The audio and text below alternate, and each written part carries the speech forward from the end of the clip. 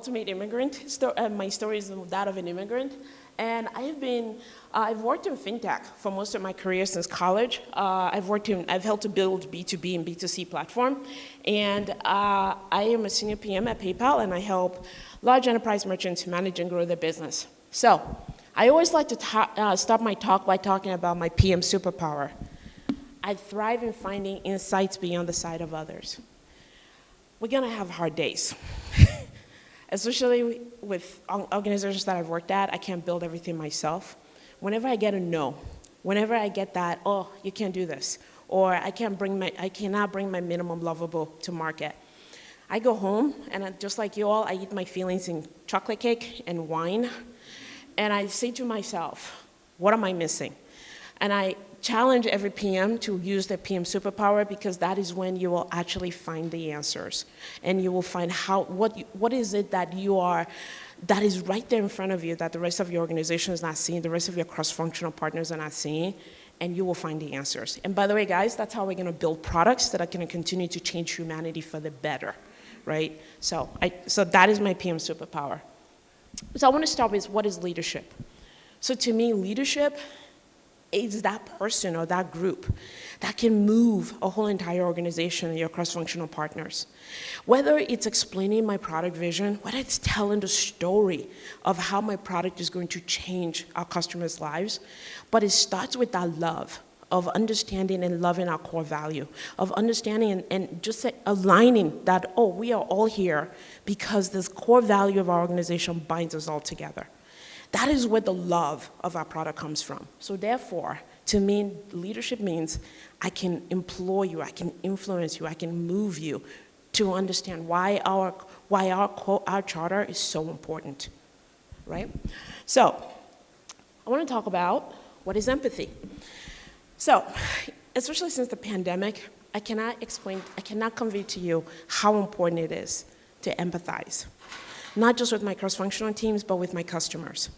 So, empathy to me is the ability for me to put myself in other people's shoes, to feel their pain, whatever their aspirations are, whatever it is that they are going through, to actually step into their shoes. And in some cases, by the way, I can't solve their problem, but I can write a note to say, hey, I'm thinking of you. How do I help you sort through this? So I'm gonna talk about how empathy is so important in leadership. To me, empathetic leadership is one of the most important skill sets we must have as product managers, because guess what? Since the pandemic, everything has changed. Our teams, our cross-functional partners, our leadership are all going through things. They don't talk about it. I always talk about the fact that when we are on a call with our colleagues, we're meeting the representative, we're not meeting them, the authentic them, because they're going through things they're not discussing with us. So how do I then empathize with them? I need to create a safe space where they can tell me what's going on with them and I can tell them what's going on with me, and we can help each other. If you think about it, we're with each other 8 hours, more than 8 hours a day, even more than our families. So why not create an environment where you can come to work and be your authentic self? So let's begin, shall we? So we're gonna talk about cultivating a relationship today, being present, listening, and gratitude. So, cultivating a relationship. I often tell my mentees the importance of getting to know their cross-functional partners.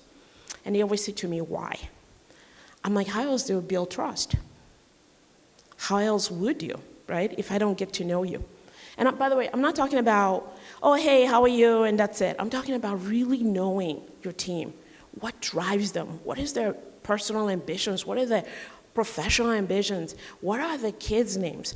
I even know the names of the dogs of all my cross-functional partners, by the way. I know whose birthday it is on my cross-functional team. We acknowledge those things because I want them to feel like I care about them. I want them to know I care about them. If you think about it, right? As product managers, it's the job of humans. That's what we do. It's a job of humans. So therefore, I need to cultivate a relationship with you. I need to get to know you, you need to get to know me. And the other thing I wanted to mention, as humans, we want 3 things. We want to be validated, we want to be seen, we want to be heard. So I'm gonna reach out, and I'm gonna call you, even if it's for a 10-minute chat over Slack, just to tell you your superhero is the wrong character. I will do that. I will send you a YouTube video of something I know you like just to pick a fight with you.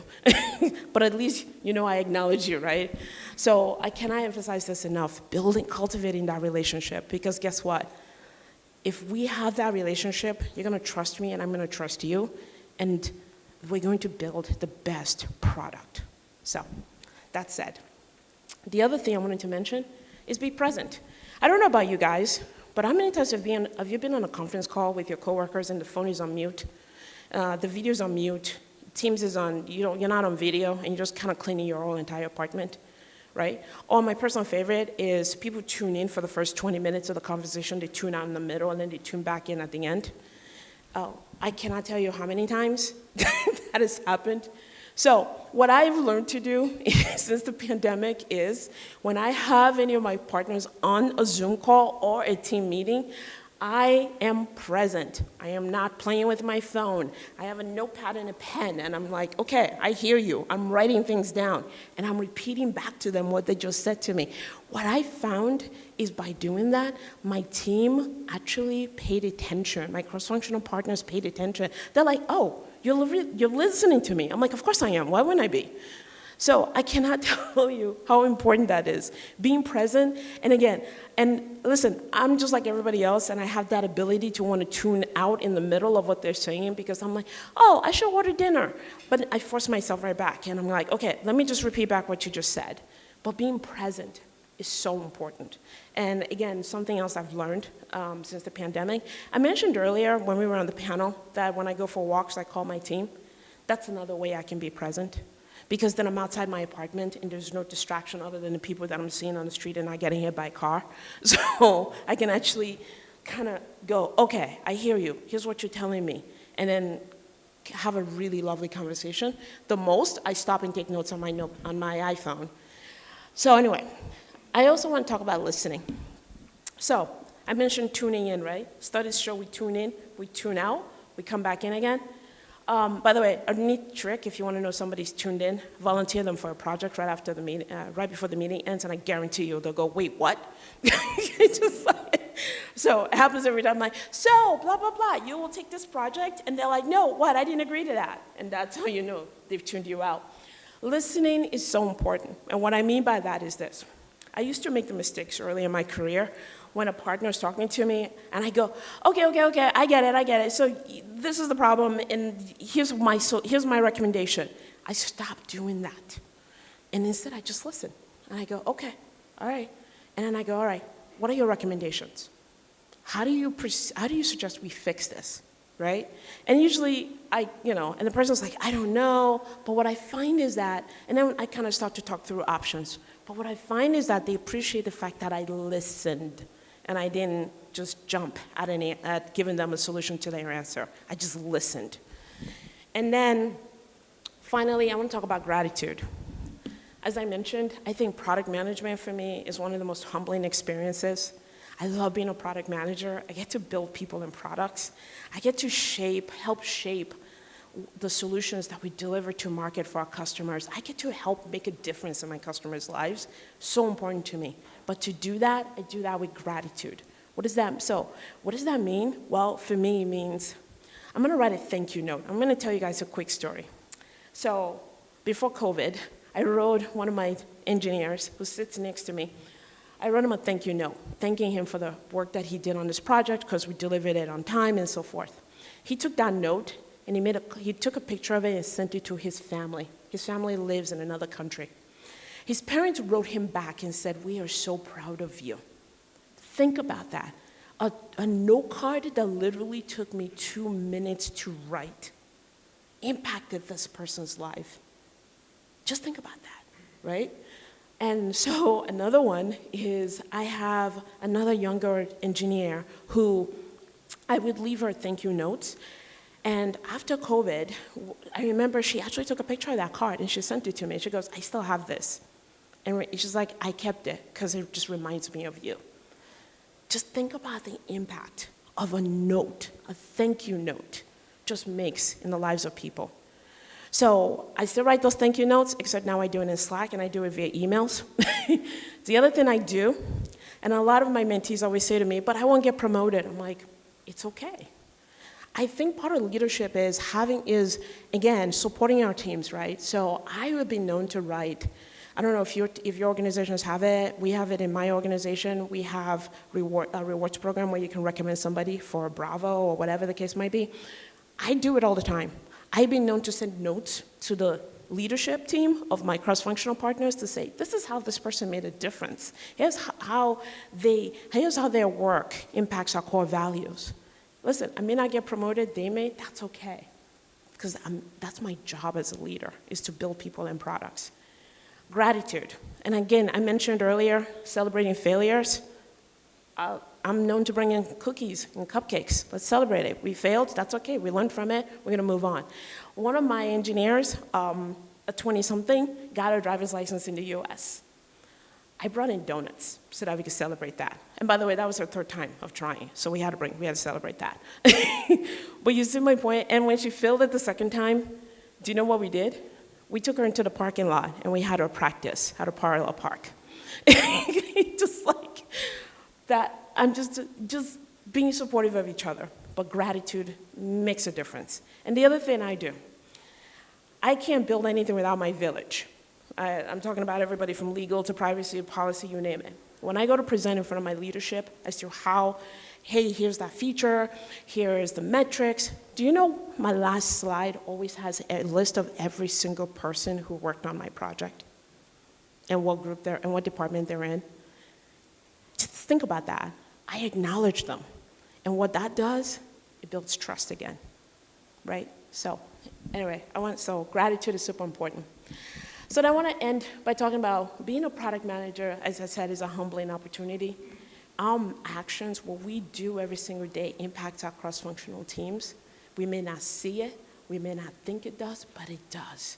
So I don't know about you guys, but I love being a product manager because I get to embody leadership and I get to build people and products. So I leave you all today. This is a recap. And I leave you all today with my favorite books. I love books. I go through phases. I'm in between 9 books right now. So every day, every night before I go to bed, I read a chapter depending on my mood. But I'm really big on leadership. I'm being a good leader and learning and as you can tell, I talk about storytelling and understanding other people's stories. And these books help me to understand how I can be a better leader. Not just a better person, but a better leader. So these are the resources. I recommend them. My favorite, of course, as you know, is Who Moved My Cheese and How to Adapt to Change. And I thank you all so much. This is how you can reach me if you have any questions. Thank you so much for spending time with me today. Are there any questions?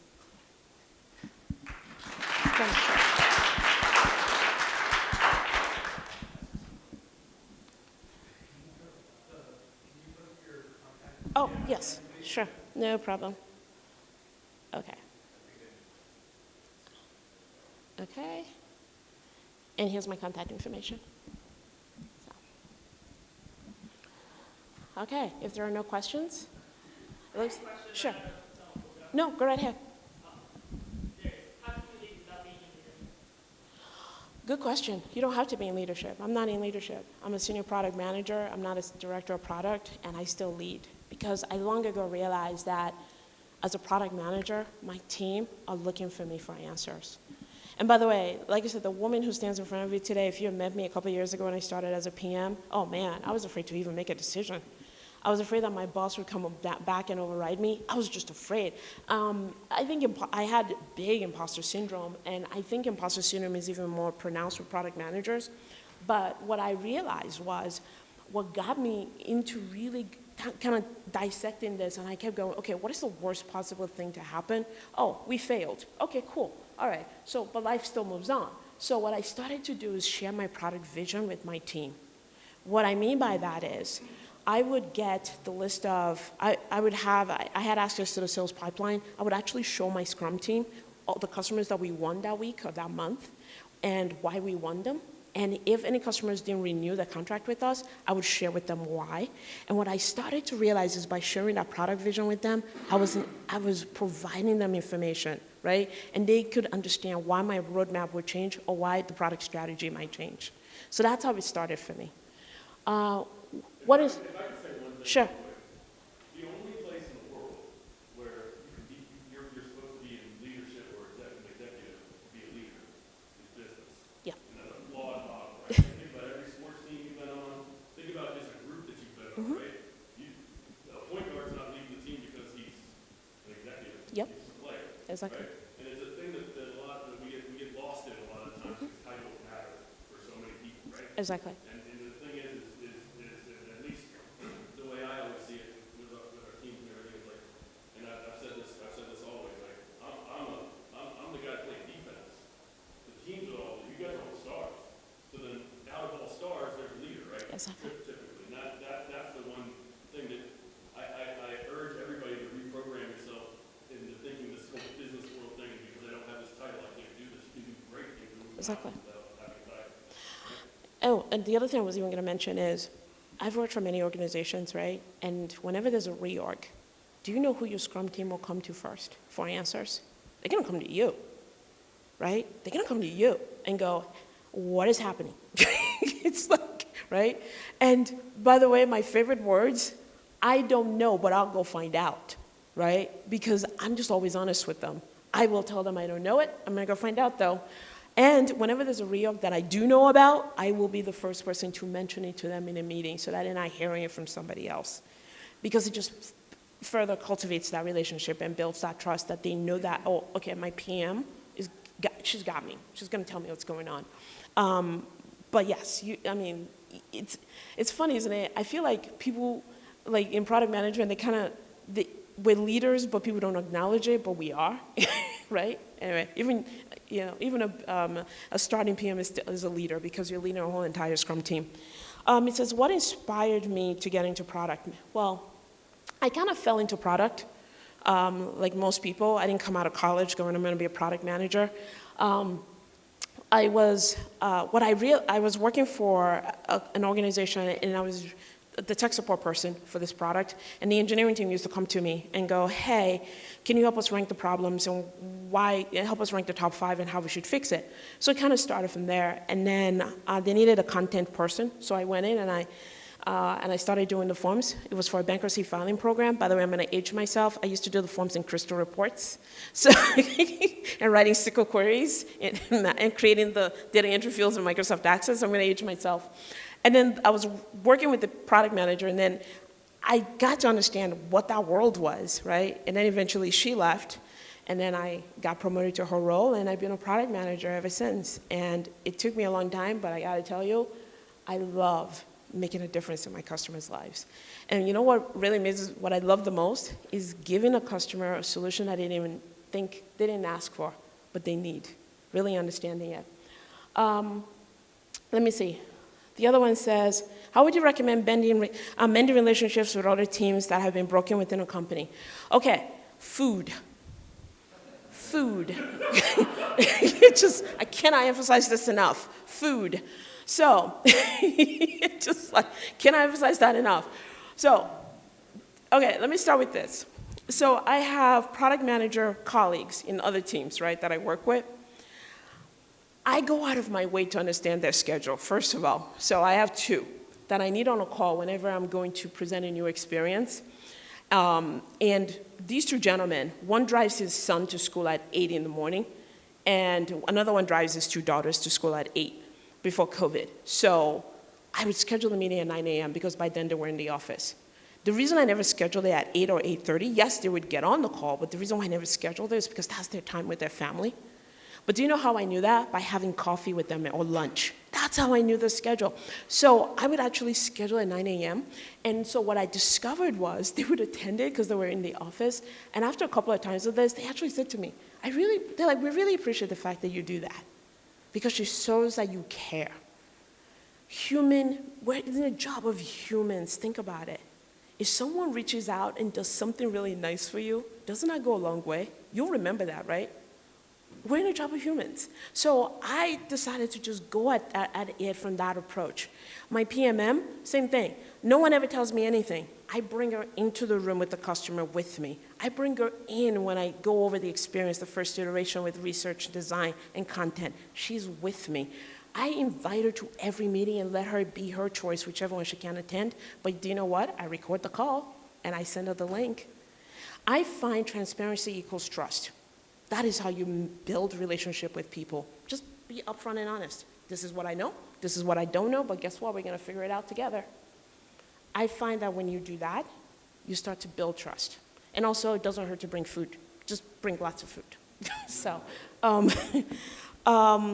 this one says, what tips or strategies do you use when trying to work through conflict resolution on your team? Okay, so I love this question for this reason. Nobody wakes up in the morning and decides, I'm going to make the wrong decision for my organization. Nobody does that, right? And yes, are there moments when I want to look at somebody and go, I don't think so? Yes. But what I've also learned is, as a product manager, I have blind spots. I have blind spots, right? And I could be biased, right? So how do I become unbiased? I need somebody else to look at that's why I said I like design to drive the conversation. I have been known to take my first wireframe experience and go show it to my colleagues on other team that I know have a say in it, that I know I need to help build this, to get their feedback. And so they will tell me, and also creating that space so that they can tell me, you know what, I hate this experience, or here's what I would recommend, but I want to know. And by the way, even if I end up not doing that suggestion, I will tell them why. I will say, hey, so-and-so, we're going to go out with minimum lovable. This idea that you brought to us, this experience that you recommend, changes you recommend, we're going to add it to the next iteration. But at least they were validated, they were seen, they were heard, right? They understand why I'm making the decisions I'm making. Again, transparency equals trust. Any other questions for me? Just remember the key to all things, all problems, bring food. So, just bring food. I'm serious, cupcake, donuts, jelly beans, you name it, it's at my desk, because you're gonna come to my desk to get it, right? So therefore, I'm gonna strike a conversation with you. Exactly. One last thing I wanted to mention, I had an engineer when I first started who was really negative. And what I discovered, after I went out and had coffee with him, because like I said, no one has ill intentions, right? I went out and had coffee with him and I just said, help me. I'm like, help me understand I'm new to this. Help me understand what's going on here. And he told me, he's like, listen, he's like, you're the third product manager for this role. He's like, the other two, they just make decisions and they expect me to just go build stuff without telling me why. That changed my relationship with them from that day on. Do you know why? I do this event called A Day in the Life with Customers. I used to bring customers into our office pre-COVID. With COVID, we do it virtually. And I would make sure the whole entire engineering team is included on this call, along with my PMM, along with my design lead, and my content designer, and my researcher. And in this meeting, I would say to the customer, over food, by the way, again, food very important here, I would have lunch in, you name it, whatever the customer likes, I would order it. But imagine the engineering team being in a room with a customer that uses their platform. Just imagine that. And then I would say to the customer, why did you pick us? Of all the competitors, why us? And they would say, oh, we picked you guys because security, blah, blah, blah, blah, blah.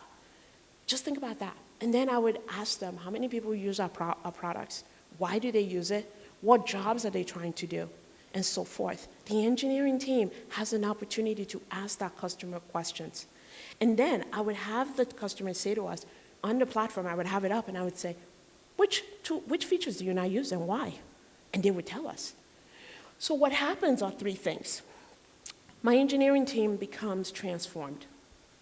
They are not the same people who walked into that room. They become transformed, right? Because now they understand how the customers are using their product. They now align with me on the roadmap and my product strategy. There's no surprises anymore. They understand why my roadmap looks the way it does. And also I've inspired them. I've motivated them. So do you know what happens when we have Bug Bash? My engineering team will be saying to me, hey, Ronki, can you create a story? Remember that problem that so-and-so mentioned? Yeah, can you create a story? We'll take care of it in Bug Bash. Another thing that happens when I kick off a project, my team is now referencing that customer and saying, hey, do you remember when Jane Doe from that firm came and she said this? Well, how about we do this? But think about it. It's not me coming back to my engineering team and saying, here's the customer, here's how the customer feels. They were in the room when it happened. Same thing with my designer, same thing with my content designer, same thing with my leadership. My PMM was in the room. So I find that also bridges the gap. But now, think about it from the customer perspective. That customer also is transformed because they met me, the product manager, they met the engineering team. But now when they go back to their office, guess what they're gonna say? Oh, we met Ronki and her team. We can tell them whatever's wrong now. We met the people building our products. And they care about what we think.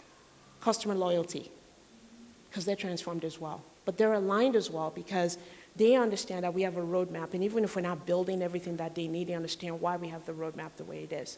And finally, inspired. That customer, it doesn't matter if your competitor shows up the next day, they're not gonna leave you. You have customer loyalty. That is your beta tester. They're ready to pilot for you.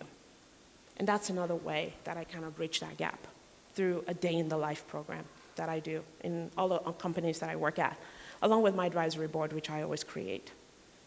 So, any other questions for me? All right, yes.